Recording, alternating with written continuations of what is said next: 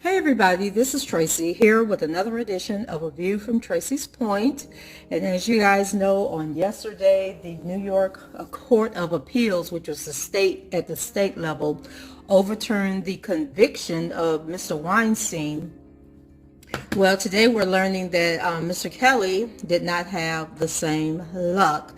So I'm here with the sad news that the United States Courts of Appeal for the Seventh Circuit, which was the Illinois case, they have decided against Mr. Kelly's appeal, and so he has lost that appeal, and I am going to go ahead and read what they had to say.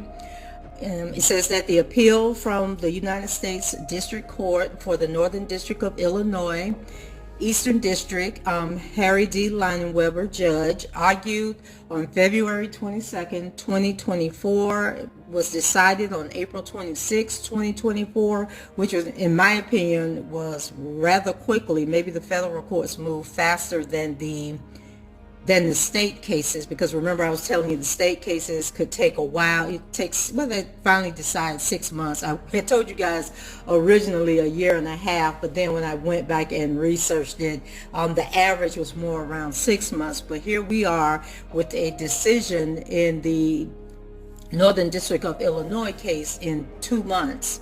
So it says, before Sykes Chief Judge and Ripple and St. Eve Circuit Judges. St. Eve Circuit Judge, for years, and this is their response, for years, Robert Sylvester Kelly abused young women by employing a complex scheme to keep them quiet. He long evaded consequences. In recent years, though, those crimes caught up with him at last. But Kelly, interposing a statute of limitations defense, thinks he delayed the charges long enough to elude them entirely. The statute says otherwise, so we affirm his conviction. 1. Background. The conduct underlying Mr. Kelly's conviction dates to the late 1990s and early 2000s. In those days, he worked in the music industry, primarily as a singer. Kelly sometimes worked with a singer called Sparkle. The two were also romantically involved. The pair were not exclusive. To the contrary, Sparkle seems to have introduced Kelly to her teenage niece, starting Kelly along the years-long process of grooming the young teenager. The niece, who had her own interest in a recording career, goes by Jane, but we know that this is Roshona Landfair. She, like other victims discussed below, used a pseudonym at trial. When Roshona was 13 or 14 years old, she started visiting the Chicago studio where Kelly and Sparkle worked. Sparkle encouraged Roshona to form a bond with Kelly. As part of that plan, one day she advised Roshona to sit on Kelly's lap, rub his head, and ask him to be her godfather. Roshona complied, and Kelly agreed to take the role. In 1996, Kelly began taking advantage of his relationship with Roshona. He started with explicit phone calls. Then, when Roshona was 14, Kelly began subjecting her to oral. That escalated into intercourse by 15. The abuse continued throughout Roshona's teenage years, and all the while Kelly memorialized his misconduct in a series of video recordings. For much of this time, Roshona had a close friend, Pauline, who would sometimes visit Kelly's home. On one such visit, she discovered Kelly abusing and undressed Roshona. Kelly claimed he was checking Roshona for bruises and then pressured Pauline to join in. Kelly proceeded to abuse both of them together and would continue to do so for years, others calling both to his studio and frequently recording these encounters. When they were 16, Roshona discovered that Pauline had been seeing Kelly without Roshona present. This spelled the end of Roshona and Pauline's friendship. but Kelly continued his abuse of both of them, maintaining contact with Pauline until after she finished college. Around the same time, Kelly also groomed a girl named Nia, whom he had met while on tour in Atlanta. She was 15 then. He gave her an autograph and included his phone number, later arranging for her to attend his concert in Minnesota. Kelly put Nia up in a nearby hotel and, the morning after the show, visited her and abused her. The next summer, when Nia was 16, she arranged to stay with family in Chicago and met Kelly twice at his studio, and Kelly funded her both times. The government identified more abuse involving two other individuals who were called Brittany and Tracy.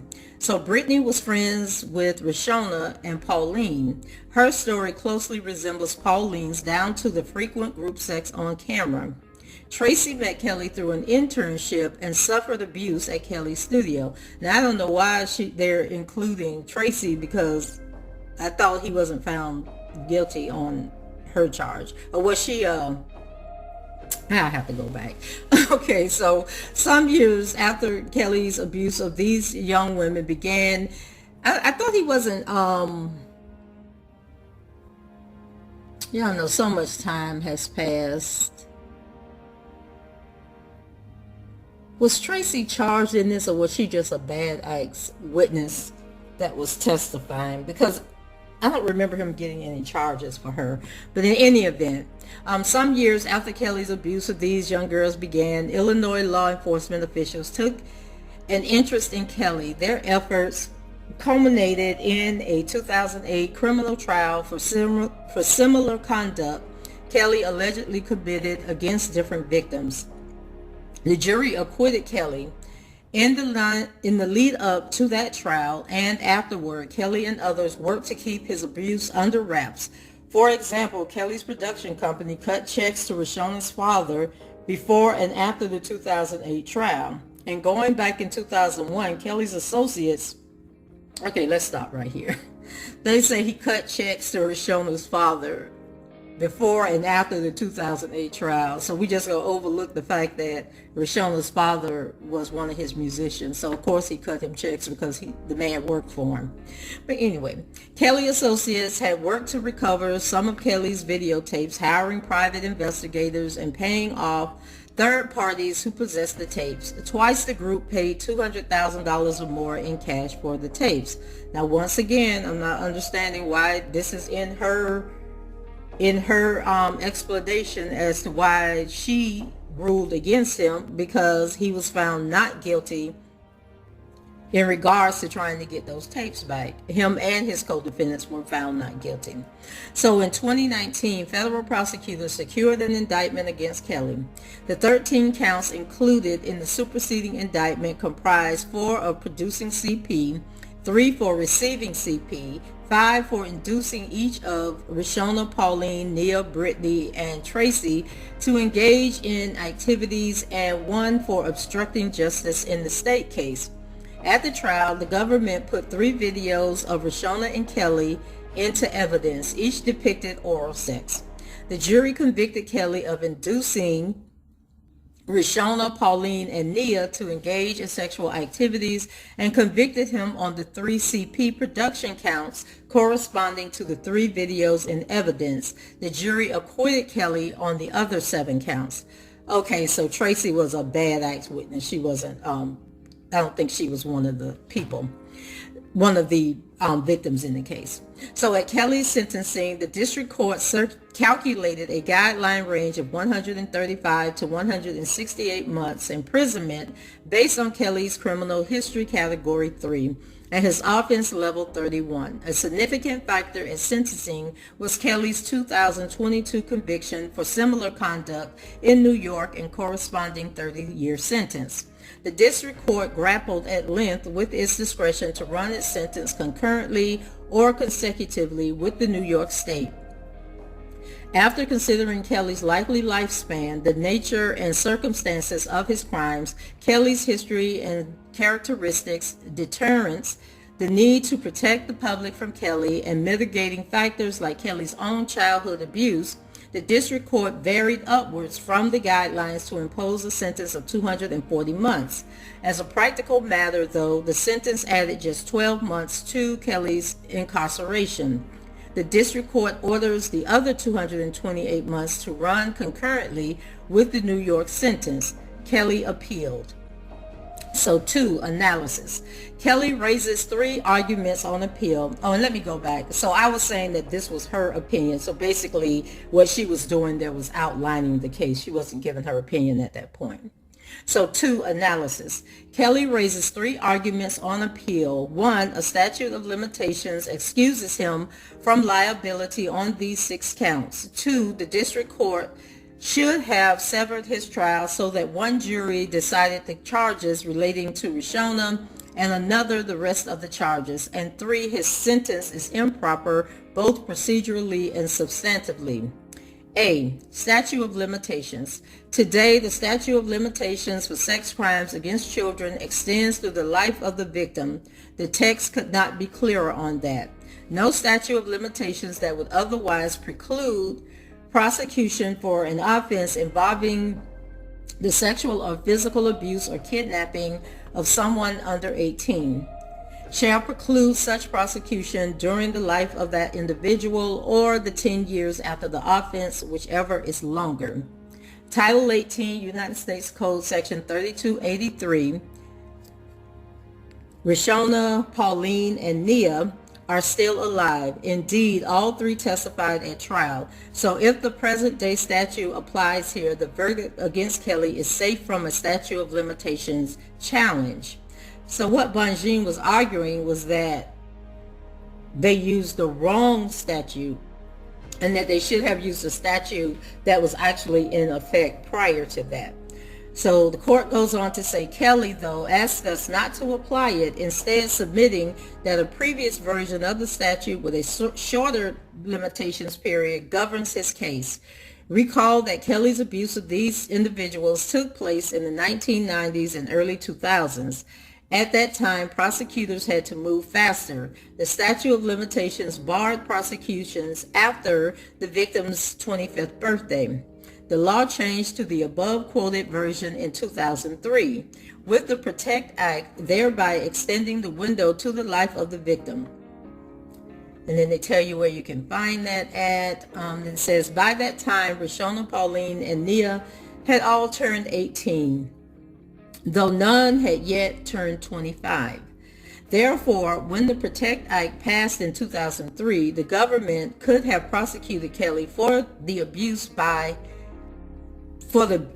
he had perpetrated against Rishona, Pauline, and Nia while they were underage, even though the ongoing contract was not the illegal inducement of a minor. Putting the pieces together, Kelly maintains that the old pre-2003 statute of limitations should control. All the inducement of minors in this case, he points out, took place when he could expect a more generous statute of limitations.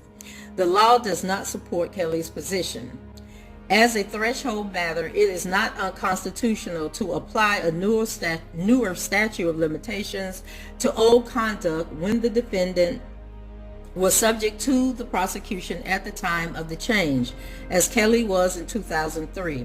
Similarly situated defendants have argued the Constitution's prohibition on retroactive punishment bars this sort of change without success. See examples at United States versus Gibson, which was heard in the 7th Circuit 2007. Kelly has no constitutional argument that survives those cases.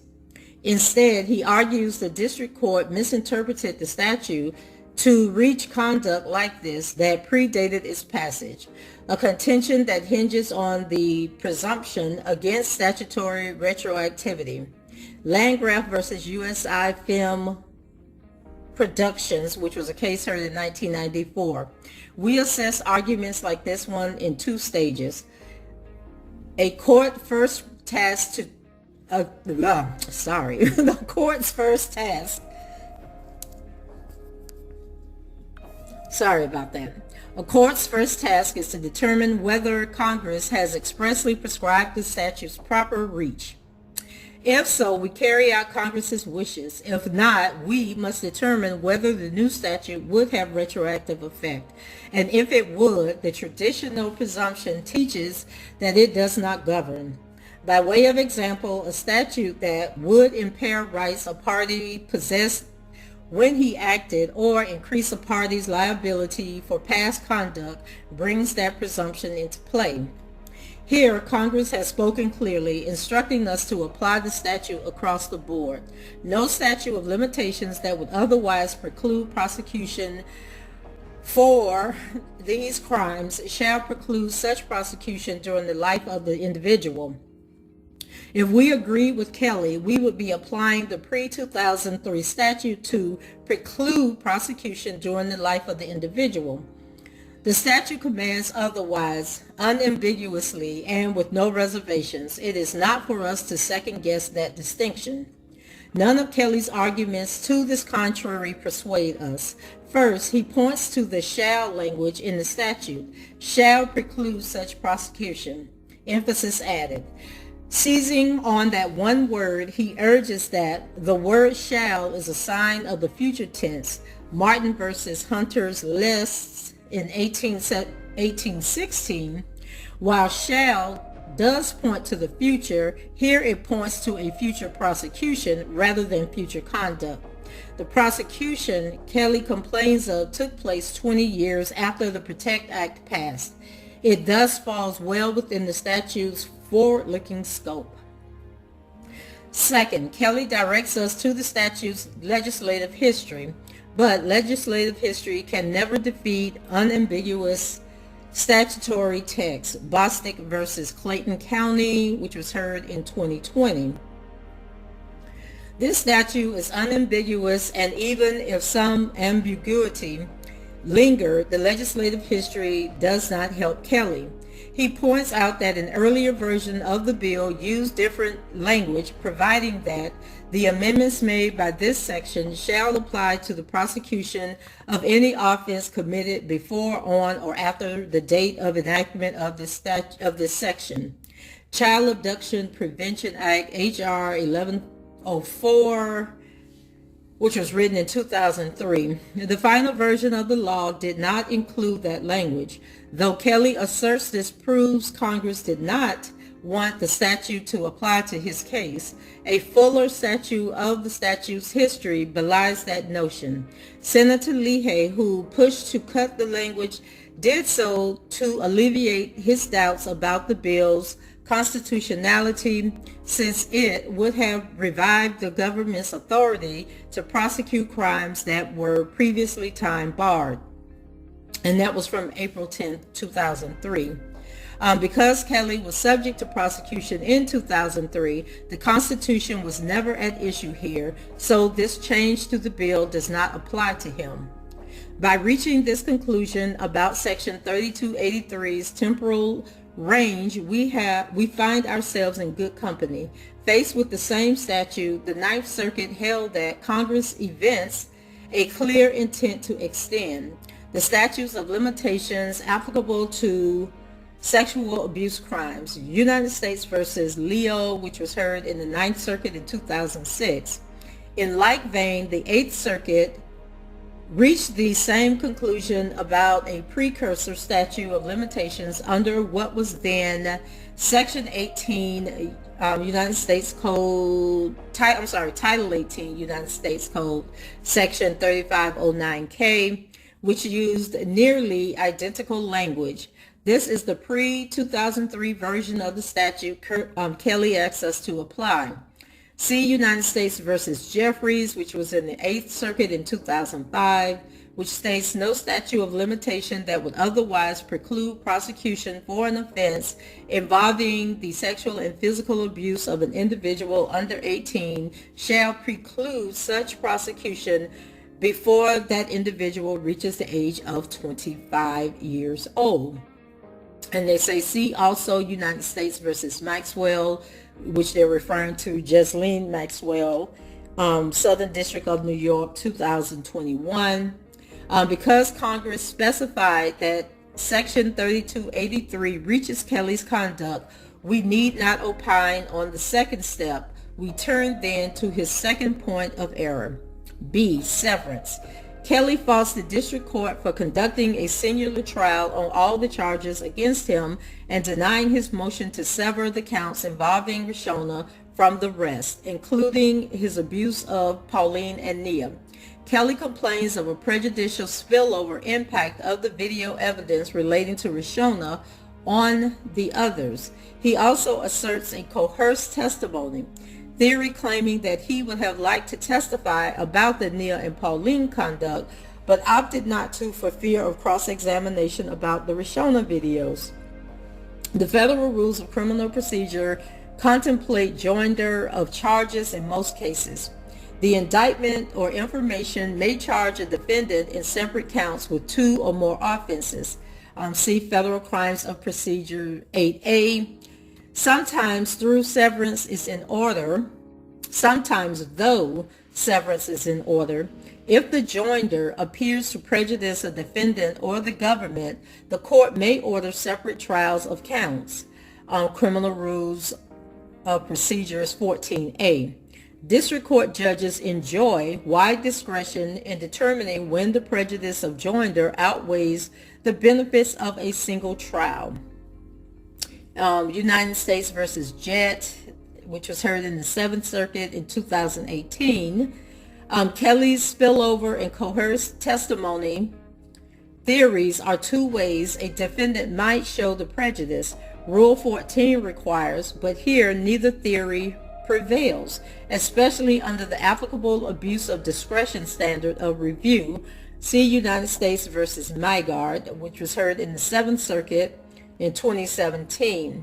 A heavy burden falls on Kelly, who must establish that the denial of severance actually prejudiced him by preventing the jury from arriving at a reliable judgment as to guilt or innocence. And then they cite United States versus Irvin, which was heard in the 7th Circuit in 2008.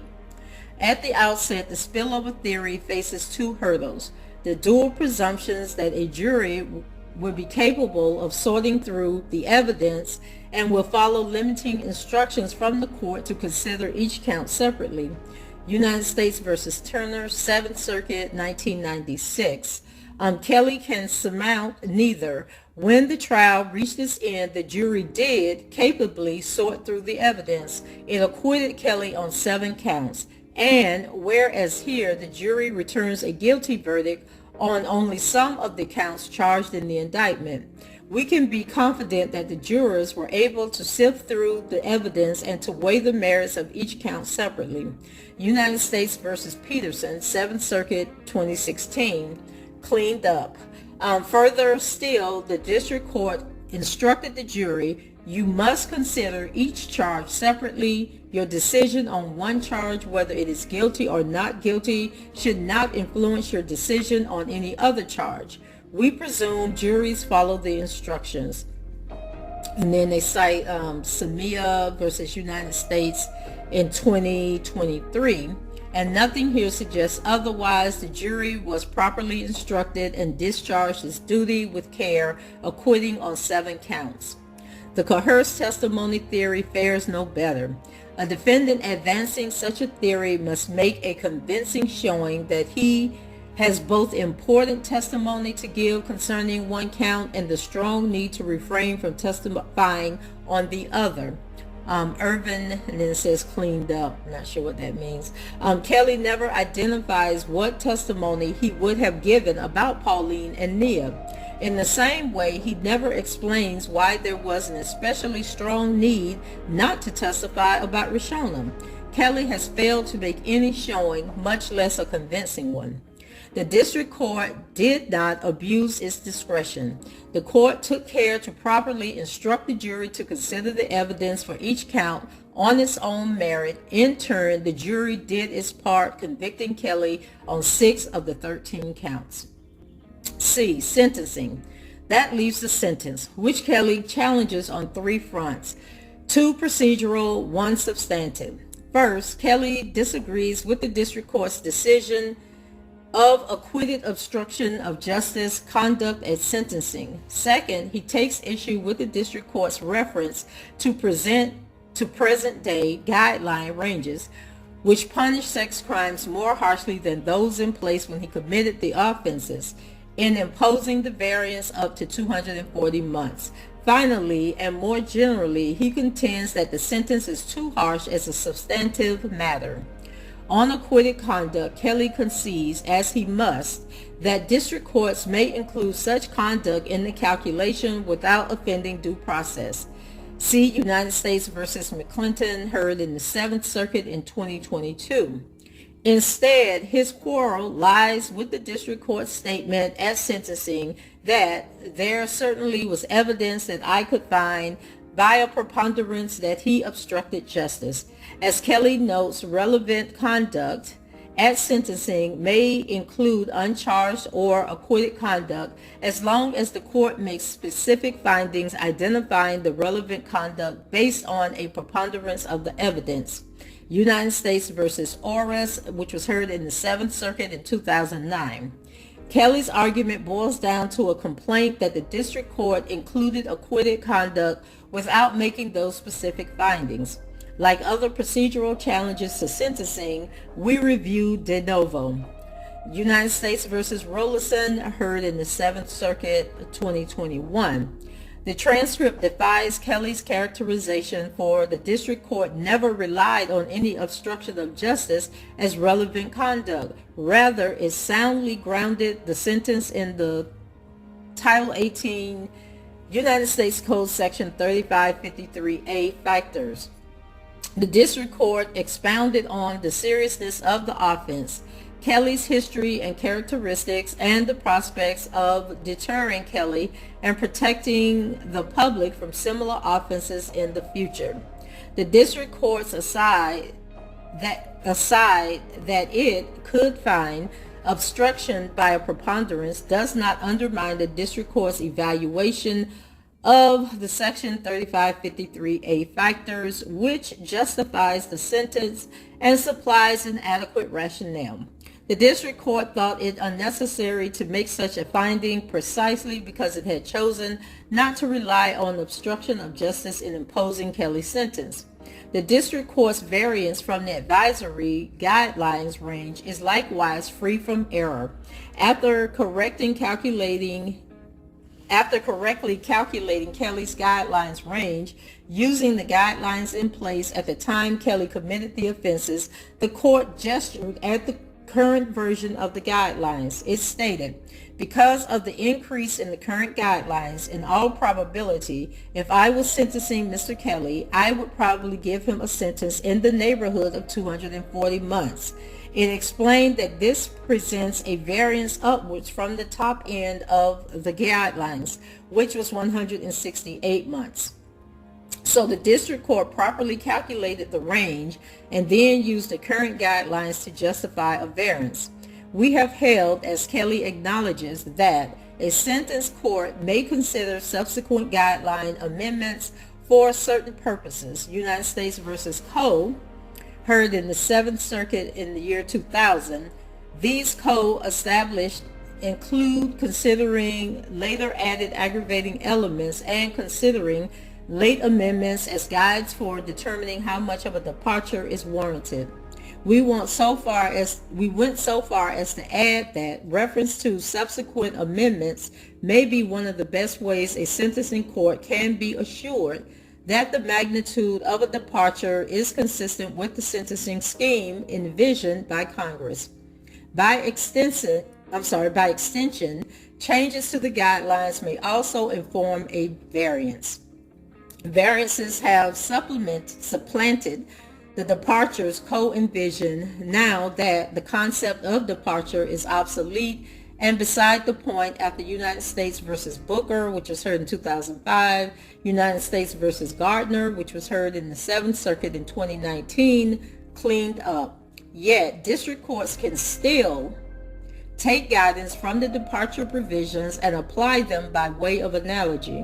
United States versus Pankow, Seventh Circuit in 2018. It allows that updates to the guidelines may justify a variance, as the district court did here, tying its variance to the sentencing scheme envisioned by Congress in one of the best ways possible. That was no error.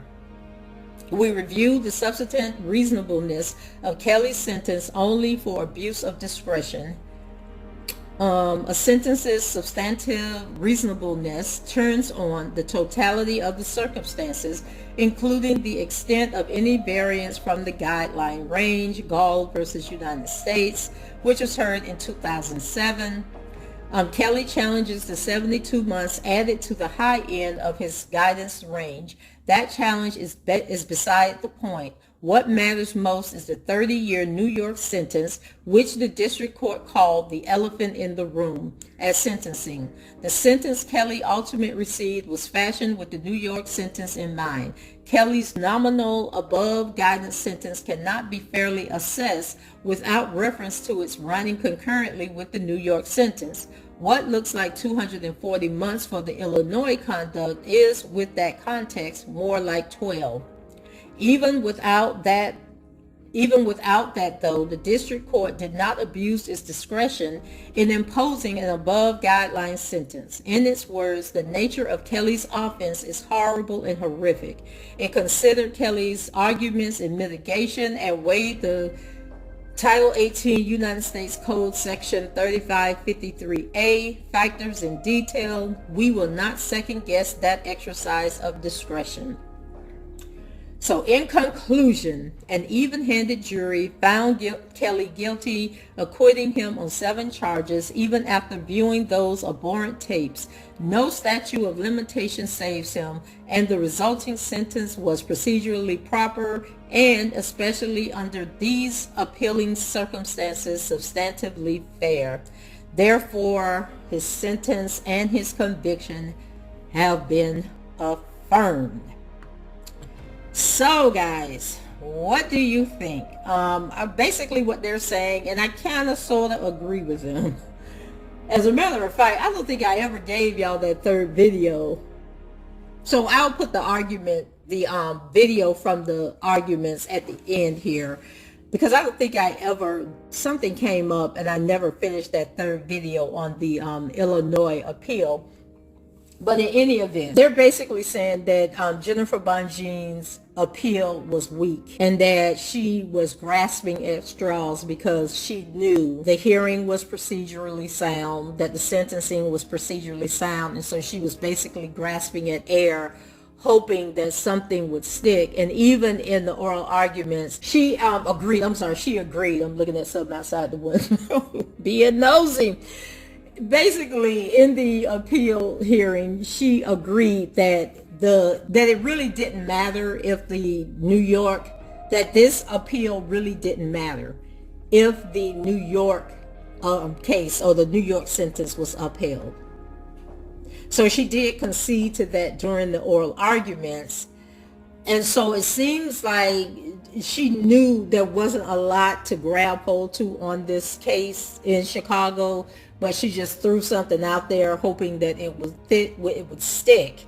And as you can see, they pretty much just tossed it back in her face like, girl, you have nothing here to stand on. The judge did nothing wrong. He was within his rights to, go higher. And they were basically saying that the New York case is the case you need to be worried about, you need to be concerning yourself with. And so that's it. And that's, unless she plans on appealing this to the Supreme Court, this is the final say, guys. So, regardless of what happens in New York, he has this 20 years in Chicago, which, he's already served. He's been locked up since 2019, 20, 21, 22, 23, 24. So he's already 5 years in. So that would leave, 15 years, and then he'll probably get 2 years off with the time served. So at least a minimum of 13 years unless this goes to the Supreme Court. I'm not sure, if Jennifer Bonjean is willing to take it that far. And then this may lead the New York court to say, it actually could go either way with the New York court, because they could say, yeah, they did too much. And, with the Weinstein, the biggest thing with the Weinstein case being overturned. Hold on, let me get something to drink real quick. For those of you who've been rocking with me for a while, y'all know my voice. And that's really why I don't do as many videos anymore, is because my voice it just will not cooperate with me for whatever reason. So, what was I saying about the Weinstein case? The New York case has a better chance of being overturned, especially after the Weinstein ruling, because basically in the Weinstein case, it boiled down to how they had all these bad act witnesses, and bad act witnesses are people that are claiming that something has happened to them, but they obviously don't have enough evidence to prove it. So they come into somebody else's trial, and then they tell their story. Their story isn't vetted. There's no evidence presented to prove that what they're saying is the truth. They're just basically allowed to come in and say, yeah, he did the same thing to me. And Jennifer Bonjean was on TMZ, and she said that in the Weinstein case, so it was two women. There were two victims that he was on trial for, but she said that one of them, he was found not guilty on her charges. I would have to go, because I followed that case, I would have to go back and check, but in any event, the sentence was overturned because they said they did too much with all of these bad act witnesses, and that hurt the jury. And, it tainted the jury into finding him guilty. And so we have a similar thing in the New York case, because in the New York case, I think there were like 15 bad acts witnesses, and then there were other people that were allowed to testify that really had no valuable information to add to the case. They were just letting people come in and testify, just piling on to overwhelm the jury. So she has a better chance of getting the New York case overturned than she did the Chicago case. And you could kind of tell in her arguments that she really was like, okay, listen, I was grasping at straws. I had to put something out here. I had to fight for my client, and this is what I was able to come up with. And then what do you guys think about her talking about where she wanted to sever those cases, and how they were in here talking about there were videos with Nia and Pauline, but I don't recall any videos being presented at trial that they were talking about. I thought the only videos that were presented were of Rishona, so that was a little bit confusing. But in any event, this was the decision that they came up with. Mr. Kelly can accept the decision, or he can take it to the Supreme Court and hope that they will hear the case. But, as was stated during the trial, the more important thing, the bigger thing that Mr. Kelly needs to be concerned about is getting the New York conviction overturned. And and unfortunately they only have so much time to file for an appeal, so it wasn't like he could wait to see what happened with the New York case, then come back and appeal the Chicago or the Illinois case. I think they have like a set amount of time in order to file an appeal, so she had to move within that time frame. So anyway, this is it. I know it's not the news that most of you wanted to hear. This is what happened. This was the decision that the Court of Appeals came out with, and so we'll just have to wait and see what Ms. Bonjean says, and where she, what her next steps are, if she's just going to wait to hear from the New York case and then decide if she wants to take this to the Supreme Court, or is she just going to say, okay, I did the best I could. And she was dealt a bad hand, because she, with him losing he never had good attorneys to begin with. Let's start with that. In the New York case. So then you lose the mediocre attorneys and end up with deplorable attorneys. And it just was not in his favor. And, because they weren't fighting for him, they weren't getting paid, top dollar to defend this case. And then Ms. Bonjean had to come in and clean up, And so then when the Chicago case, the Illinois case came up, he had no attorneys, because the attorneys that tried the New York case, they had quit. And so now she has to go into Chicago and defend him in Chicago in the Illinois case, and she wasn't prepared. She came in at the last minute, and she did the best she could with the time she had and with, the information that was given to her. that she had to figure out herself because nothing had been done on this Illinois case. And so I'm not blaming Miss Bonjean in no way. I salute her, for stepping up to the plate and giving it her best shot, based with the information that she had. And so, and then the other thing was where the justices said that, like, maybe they could have been swayed, some of this on the severing the case. Sorry, somebody was calling me. In severing the case, had Miss Bonjean explained why Mr. Kelly, what Mr. Kelly would have said in defense of himself with the Nia and Pauline charges. Like, maybe if they understood that could have helped them make a different decision. But she only just came up there and said, he wanted to sever those cases because he would have defended himself. Okay, well, what would he have said to defend himself? So I do agree with them on that. Like, that made sense to me. Like, okay, well, what was he going to say? And then had she told them what he was going to say, that could have changed their mind, as far as, okay, well, maybe we'll overturn those accounts and we agree with you that should have been severed. But because she didn't provide any information, explaining what it was that he was going to say, their hands were tied. And so I do kind of agree with that portion of their decision.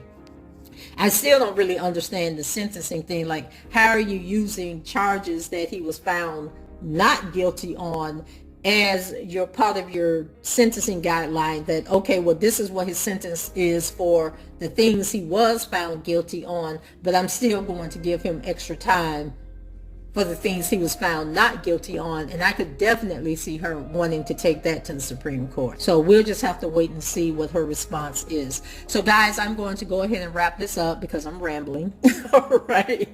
So go ahead, leave your comments below, rate the video, and subscribe to the channel if you haven't done so already. Just would really like to know. I know you're sad, but I also want to know your thoughts on this and, what you think should happen next. And I'm going to put a poll up. Well, I probably already have the poll up, but and see whether you think she should appeal to the Supreme Court or not. All right. Well, that's it for me. Take care and enjoy your weekend. Love you guys. Bye-bye.